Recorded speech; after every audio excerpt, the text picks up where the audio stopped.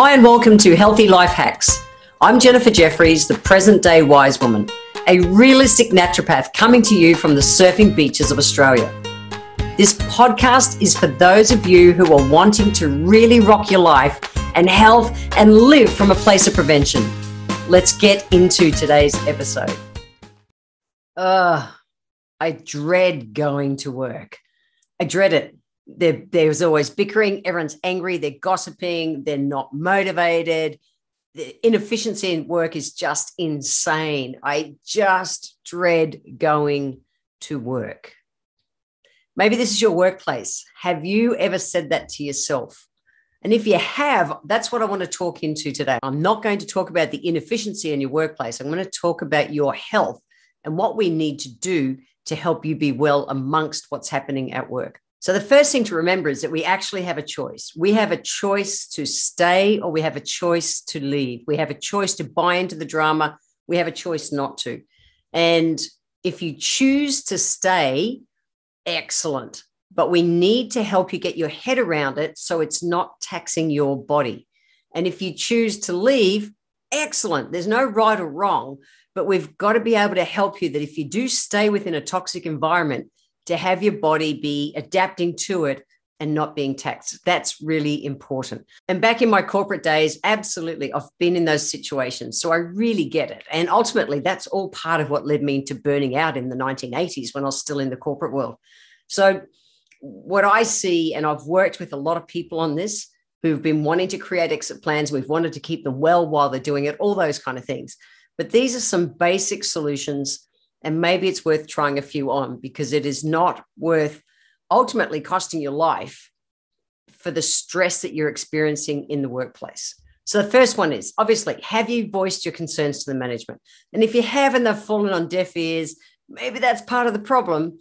And that's where you've got a choice. If you're going to choose to stay or go, this is going to be part of it.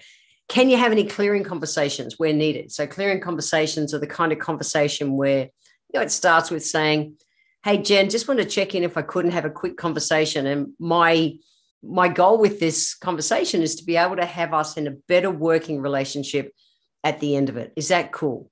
And then you clear it. It's not a blaming or any of that kind of conversation. It is. It's just a clearing conversation so everyone can get clear about what's possible and where to move forward.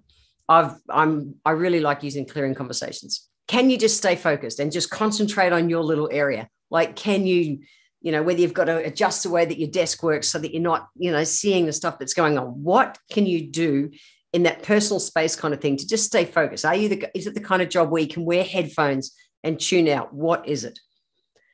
Don't go buying into other people's games. So this is where I say, don't feed the monster. So just because someone is gossiping about someone else or complaining about someone else or whinging about a situation or any of those things, don't feed it. We have a choice to either feed the monster or to remove ourselves.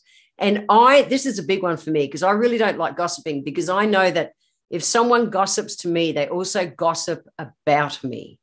Gossiping's not good. And whinging is the same thing as bloody gossiping. So I'm big on removing myself. But to remove myself, the way I'll do it is I'll say, thank you for that. I actually choose just not to be in this conversation. I'm going to go back to work.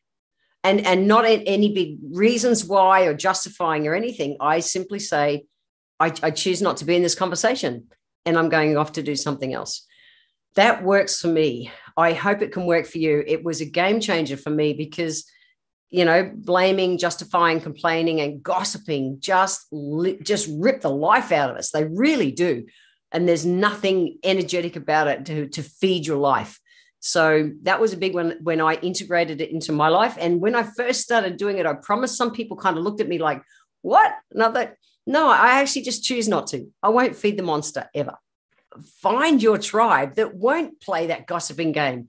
Hang with them at lunchtimes or do whatever you want to do. Play with the people who are out to play the higher game. And that's the next one. I always aim to play the higher game in life. I think what is going to keep life and everything moving forward and what's going to keep me down at that level. I choose not to play at that game. I promise it's worth it. The next one is do you need to just take some leave, like, whether it's holiday time or stress leave or something so that you can recharge and get your body back on track so that if you are choosing to stay, you're ready to adapt in that situation. Maybe you just need to fortify yourself a bit first.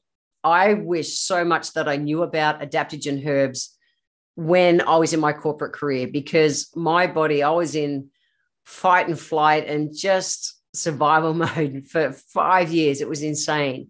It was quite the ride. And yes, I chose to stay there. And yeah, I'm responsible for where my body ultimately went, but I wish I knew about adaptogens. So adaptogens are a class of herbs.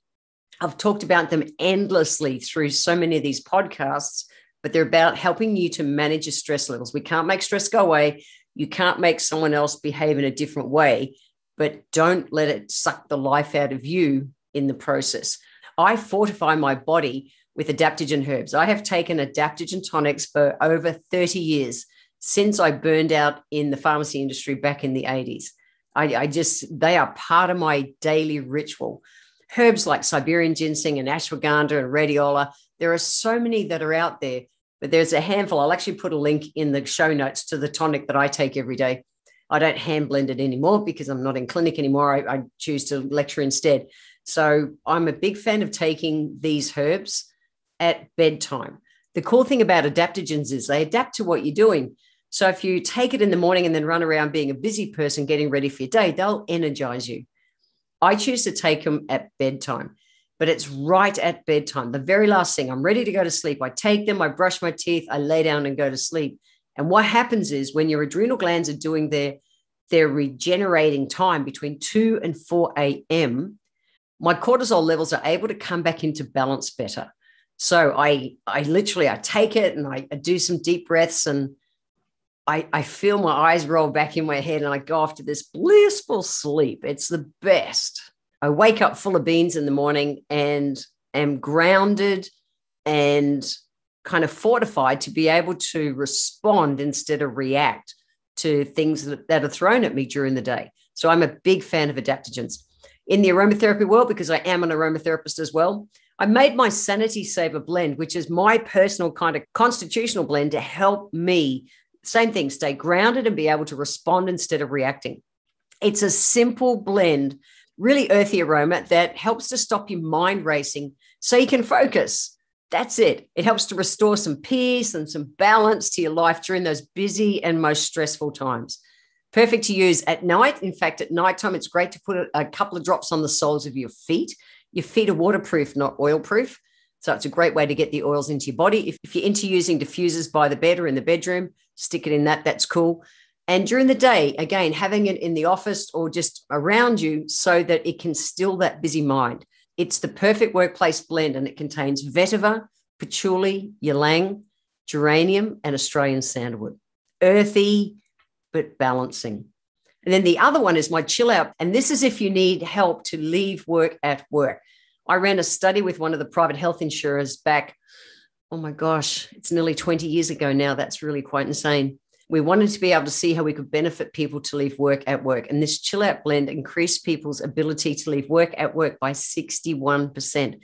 That's significant. It's a simple blend of sweet orange, lime, and ylang ylang, but it's excellent to help people to kind of, today was today and I'm going to live for tomorrow, and I'm not going to get stuck in either. I'm just going to stay present and chill out right now.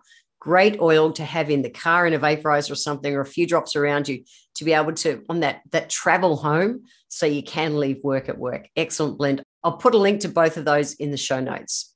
So bottom line, we're in control of how we respond to everything. And we can choose whether to respond or react. We're responsible for what's in our life and not in our life. And we have choice. We do. I know sometimes you feel like, I need this job. I need the money, family, mortgage, all those things. Is it worth dying for? Is it worth dying for? 2 simple, healthy life hacks for you today. They are, number 1, choose. Choose. Are you staying or are you going? That's it. Nice and easy. Are you staying or are you going? Number 2, bring some herbs or essential oils in to support your body. Go to the show notes and have a look at that list again and just see what couple of those things you could bring in as strategies to help support you if you choose to stay. And if you choose to leave, maybe because you have been in that environment, you might want to still bring some adaptogen herbs and some oils into your life as well. Remember to get the show notes, head over to www.healthylifehacks.com.au and I'll have links to those products there. I want to thank you for being here today. If you enjoyed my podcast, please let me know by leaving a review on Apple Podcast. Every month, I draw one lucky person who leaves a review on Apple Podcasts to have a free 1-hour consultation with me. Be sure to subscribe to the show wherever you're tuning in from so that you always catch the next episode. And if you would like to receive a free copy of my Feed Your Body ebook, simply click the link in the comments below. Join my newsletter and we will get that free ebook sent to you. I welcome your emails and you can write to me at podcast@healthylifehacks.com.au. Until next time, remember, when it comes to life, live it, love it, and get on with it.